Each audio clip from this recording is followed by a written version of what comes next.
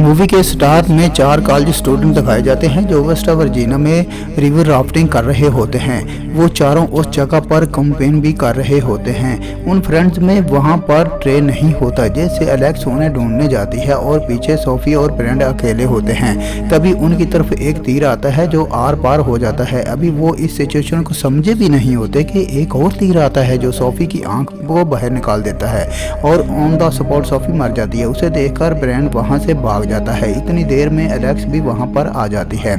जब three finger Sophie की आंख को खा रहा होता है, उसे देखकर वो फौरन वहीं पर छुप जाती है। इतनी देर में ट्रे भी कुछ लकड़ियां लेकर वहां पर आ जाता है और थ्री फिंगर इस पर भी अटैक कर देता है। वो किसी तरह अपनी जान बचाकर जंगल की तरफ भागता है, लेकिन थ्री फिंगर उसे भी पकड़कर मार देता है।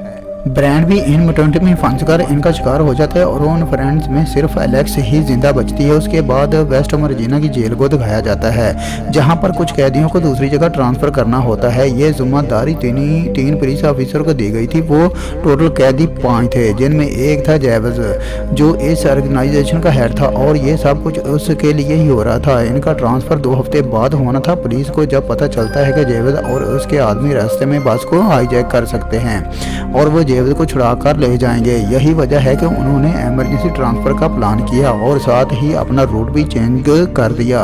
और वो उनका नया रूट खतरनाक रास्ता था, यानी पेपर मिल रोड।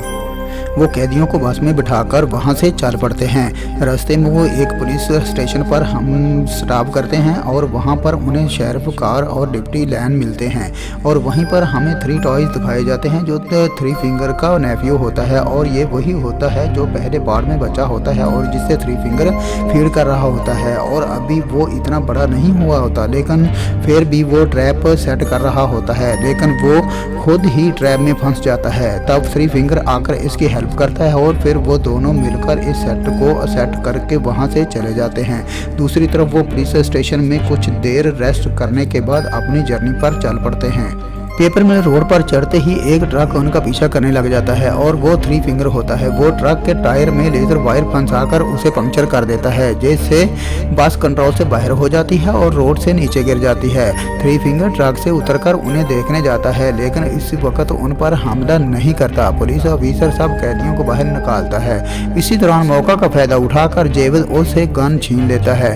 तभी पुलिस ऑफिसर प्रेस्लो पीछे से आकर अपनी गन तान लेता है, लेकिन इससे पहले कि वो कुछ कर सकता, एक चाकू आकर सीधा उसकी गर्दन में आकर घुस जाता है, जिससे मौका पर ही उसकी मौत वाक़या हो जाती है। सारे कैदी समझते हैं कि ये सब कुछ जेवज के आदमी कर रहे होते हैं। तभी जेवज पर भी तीरों की बारिश होना शुरू हो जाती है, जैसे वो फौरन समझ जाते हैं कि ये जेवज के आदमी तो नहीं कर सकते। जेवज नेट को कहता है कि सबकी हथकड़ियों को खोल दे, लेकिन नेट उसे जवाब देता है कि चाबी तो बस के अंदर ही रह गई। बस को पूरी तरह आग लग चुकी थी और किसी भी टाइम ब्लास्ट हो सकती थी। पुलिस ऑफिसर वेल्डर भी बस के अंदर ही होता है और जब नेट चाबियां लेने में बस में जाता है और वो बिल्कुल सही वक्त पर ये वेल्डर को वहां से निकाल लेता है। नेट जो चाबियां लेकर आया था वो बिल्कुल बेकार हो चुकी थी, लेकिन जेवज उसे नहीं मारता क्योंकि उसे पता था कि एक नेट ही है जो उन्हें इस जंगल से निकाल सकता है। और तभी वो लोग आगे बढ़ते हैं। तभी झाड़ियों में से एक लड़की बाहर निकलती है जो नेट पर अटैक कर देती है और वो लड़की एलेक्स थी।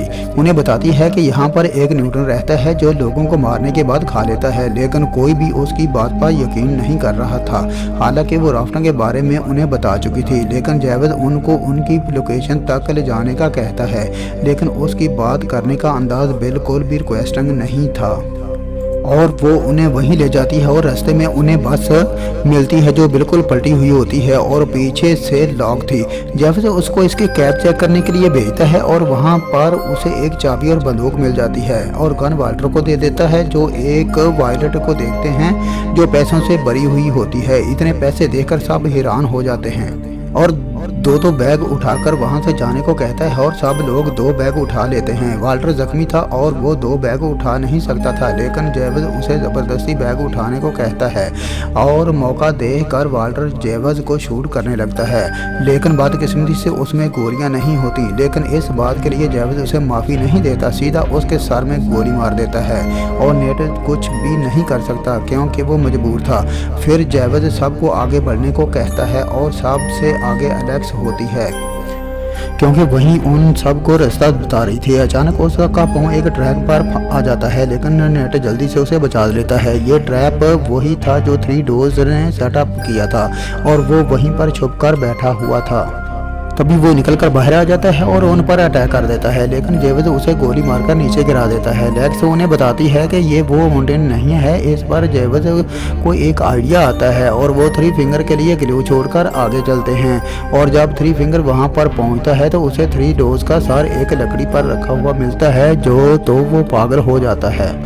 वो पहले से भी ज़्यादा अपने होश खो बैठता है। आगे बढ़ते हुए उन्हें कोई चीज़ लटकी हुई नज़र आती है जिसे जेविद पकड़ लेता है। इस पर विली समझ जाता है कि इनके लिए बिछाया गया एक ट्रैक है और वो जेविद को आगे बढ़कर बचा लेता है, जैसे उसे बहुत भारी कीमत अदा करना पड़ती है। वो अपनी ही जान से हाथ धो बैठता है और जेविद उसे इसकी जान बचाने का सिरा ये देता है कि वो इसकी टांगें ही काट देता है। ऐसा करने से विली इनसे अलग हो जाता है और वो आसानी से आगे बढ़ जाते हैं। दूसरी तरफ पुलिस स्टेशन से डिप्टी लैन को 2 दिन से मिसिंग हुए 4 स्टूडेंट की रिपोर्ट मिल जाती है और शेरिफ के पास लेट की कोई कार भी नहीं आई थी। इससे वो काफ़ी फिक्रमंद होता है।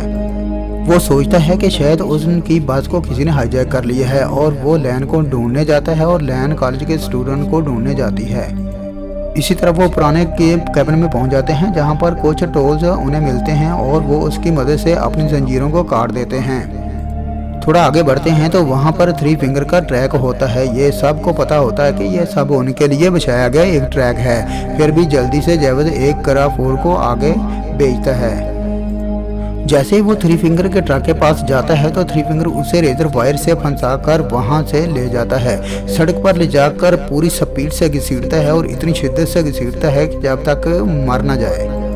मौका देकर जेविद पर हमला कर देता है और तब एलेक्स और नेट वहां से भाग जाते हैं।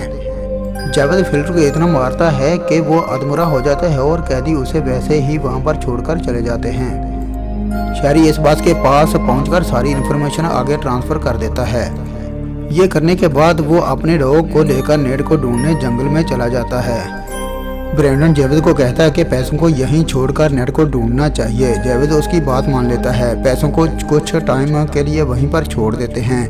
इसी दौरान वो नेट को ढूंढ लेते हैं। जेविद उसे मारने ही वाला होता है कि नेट उसे बताता है कि यहाँ पर एक वॉच टावर है जहाँ से वो किसी से कॉन्टैक्ट कर सकते हैं। जेविद उसे आखिरी मौका देता है। वो उसे वहाँ पर लेकर जाता है। जैसे ही वो वहाँ पर पहुँचते हैं वॉच टावर जलकर पूरी तरह राख हो चुका होता है। उसे तीनों न्यूटन भाइयों ने जला दिया था। वहां पर कुछ भी ना मिलने पर जेविद उसे शूट करने लगता है और सही टाइम पर शेरिफ का डॉग उसे पकड़ लेता है। शेरिफ खुद भी ठीक वक्त पर वहां पर पहुंच जाता है और उन्हें वहां से ले जाता है। तभी थ्री फिंगर जो दरख्त पर बैठा हुआ होता है एक लकड़ी का बाला नीचे फेंकता है। वो सीधा शेरिफ के मुंह पर घुस जाता है और वो आर पार हो जाता है। जैसे वॉरेन शेरिफ जेविद की गन को छीन लेता है और नेट को फिर से गन पॉइंट पर से ऑर्डर देता है और फिर सारा पैसा लेने के लिए वापस जाता है। लेकिन फ्लैट सारा कैश लेकर वहां से भाग रहा होता है, लेकिन तभी जेविद को उसकी आवाज़ आ जाती है और वो फ्लैट की तरफ बढ़ता है। लेकिन उससे पहले ही थ्री फिंगर मोलोटोव फेंक कर उसे जला देता है। इसके साथ साथ सारे पैसे भी जल जाते हैं और वो सब वहां से भागने की कोशिश करते हैं, लेकिन फिर से थ्री फिंगर का ट्रक सामने आ जाता है। इस मर्तबा जेविद एलेक्स को ट्रक के आगे फेंक देता है और वो एलेक्स को लेकर वहां से चला जाता है। नेट उसे बचाने के लिए बढ़ता है, लेकिन जेविद उसे पकड़ लेता है। अभी उसे शूट करने ही वाला होता है कि ब्रेंडर मारकर उसे बेहोश कर देता है। वो दोनों उसे वहीं पर छोड़कर अपने अपने रास्ते पर चल पड़ते हैं। थ्री फिंगर एलेक्स को ले जाकर अपने घर में बांध देता है और वहीं पर हमें डिप्टी लेन की बॉडी मिलती है कि इससे पहले थ्री फिंगर उसे भी पकड़कर मार चुका था। ब्रेंडन वहां से भाग कर रहा होता है और इतनी ही देर में जेविद वहां पर आकर उसे मारकर बेहोश कर देता है। वो आगे बढ़ने लगता है। तभी थ्री फिंगर वहां पर पहुंच जाता है और दोनों के दरमियान बहुत बड़ी लड़ाई होती है। जेविद थ्री फिंगर को इतना मारता है कि उसकी शक्ल ही बिगाड़ देता है और उसका फेस इतना बुरा बन जाता है कि वो पहचान में नहीं आता। लेकिन लास्ट में थ्री फिंगर भी जेविद पर भारी पड़ जाता है।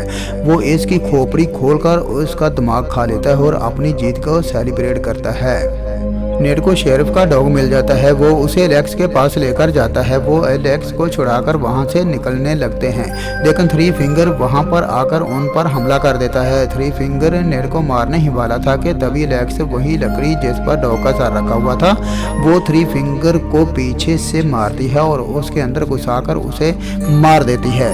वो दोनों उसका ट्रक लेकर वहां से चल पड़ते हैं, लेकिन थ्री फिंगर अभी मरा नहीं होता और फिर वो उसे उनके ट्रक के सामने आ जाता है और उनके ट्रक पर चढ़ जाता है। वो नेट को पकड़ लेता है। जैसे उनका ट्रक बेकाबू हो जाता है वो सीधा जाकर दरख्त पर लगता है और ट्रक में आग लग जाती है। इतनी देर में ब्रैंडन भी वहां पर पहुंच जाता है और वो दोनों को ट्रक से बाहर निकाल लेता है, लेकिन थ्री फिंगर आसानी से तो उनकी जान बख्शने वाला नहीं था और वो फिर से नेट को पकड़ लेता है, लेकिन इस मर्तबा नेट उसका टूल पकड़कर इसी को घुसा देता है और वो उसे स्ट्रॉन्ग करने के लिए उसे ट्रक पर भी दे मारता है। फौरन ट्रक ब्लास्ट हो जाता है। इसके साथ थ्री फिंगर भी जल जाता है। नेट ब्रैंडन को आज़ाद कर देता है और उसे वहां से जाने देता है। इसके बाद उनकी पूरी फौज वहां पर पहुंच जाती है। नेट और एलेक्स की जान बच जाती है, लेकिन कुछ दिनों के बाद पैसों के लालच में नेट वहां पर आ जाता है, लेकिन कोई पीछे से उसे भी मार देता है।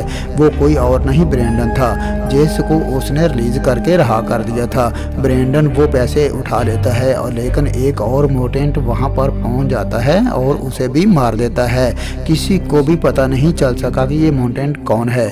ये आज तक सवाल बनकर घूम रहा है और इसके साथ ही मूवी एंड हो जाती है।